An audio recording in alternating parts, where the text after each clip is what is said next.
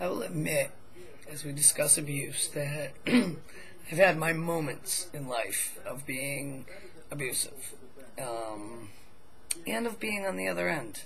When I was very young, first got out of high school, I lived with my boyfriend, and he was pretty abusive, physically, mostly, and I luckily got out of that pretty quickly, and actually just began dating women right after that, and never went back to the dealing with men and their abuse issues. But I have to say that in my younger years, when I was drinking a lot and using alcohol and drugs to mask my problems, I also used violence to mask the problems in my relationships. So it's not something I'm very proud of at all. As a matter of fact, it's something I'm pretty ashamed of. Finally came to a head after my Latino girlfriend. I finally got really angry one night and said, "Why do you make me do this? Why do you try to aggravate me so bad that I get angry enough to hit you?" And it was really bizarre. We were really young. And she said to me that in her culture, and I don't know if this is true, I don't know how much truth there is to it, but she told me that in her family and in her culture, if you hit someone, it meant that you loved them. And I think that's a crock of shit. I never hit another woman after that. I never raised a hand to her again or anybody else ever since. And that was over 25 years ago. So, personally, I think I can be a little bit on the verbally and emotionally abusive side sometimes. I think that because I'm not an overly emotional person myself, that I tend to sort of negate others' emotions, and I know that that's not right. I know it's not right, and I'm trying very hard not to do that, and I know when I'm cornered, and in a fight, sort of an argument with my partner, sometimes my words in the past haven't been of the best choice. I have gone for the words that cut and hurt, and said the things, that hurt because I was hurting so bad at the time that my reaction was to lash out and hurt the person who I thought was hurting me. But what you got to remember is that person's not hurting you because people cannot do to you what you do not allow them to do. And because I was allowing the situations to hurt me is why I was feeling the hurt. And it wasn't right for me to lash out with the words.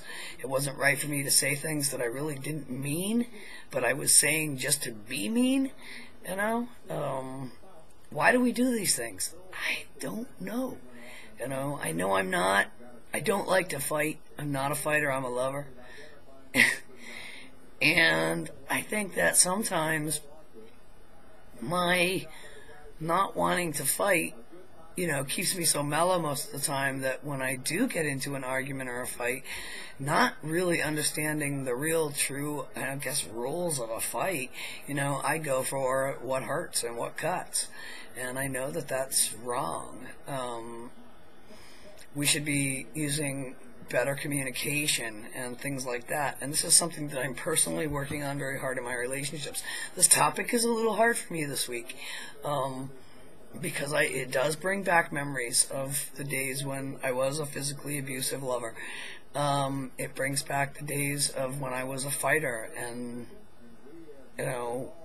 got into a lot of fist fights being drunk and stuff, which I don't consider abuse because if two people are fist fighting, there's two people engaging in the behavior. I'm not talking about fights with lovers that are fist fights. I'm just talking about, barroom brawls. Giving up drinking was absolutely the best thing that I ever personally did for myself. And if anybody out there has a drinking problem, it's the best thing you can do for yourself is to put the shit down. Because it will fuck up your life. Big time. And I just think that it's a hard topic for me, to have to go back and revisit those days. I tend to not think about them because they were so long ago with the physical abuse. But I do realize that the mental abuse can be pretty bad, too. I've recently gone through a pretty rough patch with my partner, and it was brought to my attention that I was pretty emotionally and verbally abusive. And in thinking back on it, yeah, I agree that I was. And it's something that I don't want to be. It's something that I want to change really bad. And I'm working very hard within myself, to stop and breathe and think before I say things, and think about the impact that they're going to have. I don't think abuse is right, I don't want to take abuse from anybody, so why should I dish it out? No, it's wrong. Why do people stay in relationships that are abusive was one of the questions that Leah asked in her video, and I guess I have to relate that to my sister having gone through a pretty abusive relationship at one point. I think that change keeps us in the bad relationships. We're so fearful of change that it's easier for us to stay in the bad relationship than it is to face the fear and the unknown aspects of the change of leaving the relationship.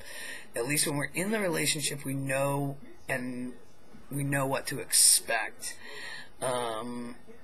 Thinking about leaving the relationship, even if it's abusive, is scary because it's an unknown and we don't know what to expect.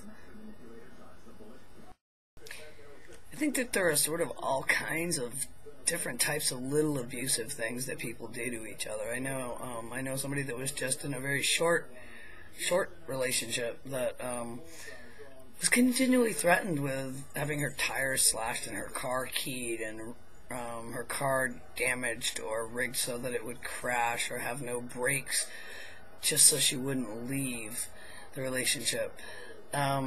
I think that's really abusive, trying to make somebody think that they're going to be hurt unexpectedly. That's a real mental mindfuck, and I think that's a really wrong thing to do.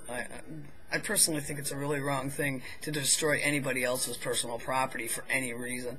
Whether you're in a relationship with the person, or you're dating the person, or it's just a friend, or even if it's an enemy, I don't think you should be damaging anybody else's property. It's a really childish thing to do, something that people that are really young sort of tend to go through doing. Oh, I'm going to key their car, I'm going to slice their tires, I'm so cool. I think that's just bullshit, and I think that's a form of abuse also. I know personally I'm going to work to be a better person, I just need to remember, when I'm talking to people, that I love them, even if I'm mad at them, that I love them, and to not say things that are hurtful and that I can't take back. Because once you say some things, you can't take them back. And then, if you're going to work on the relationship, you've got to work on undoing the damage that you've done. So, very, very interesting topic this week. I think I've got the hiccups. Very interesting topic this week. I'm interested to see how other people handle this, and what other people have to say about it. I've seen, abuse firsthand. I've experienced it. I've been abusive, and, nobody's perfect. We all grow, we all mature, we all go through a lot of different life experiences, and the only thing that we can do in the end is really try to be the best people that we can be, and that's what I'm trying to do. And, I've made a vow to myself that I'll never be physically abusive ever again. I made that vow years ago. And now I need to work on making sure that I'm talking to the people that I love with love in my voice. And even when I'm angry, remembering that I can be scary when I'm angry, and I don't want to scare people that I love, and remembering that I can say things that are pretty bad when I'm angry, and I don't want to hurt the people that I love. So, yeah, this was a very interesting topic and a very hard topic for me to think about this week. I hope everybody has a great week. Peace.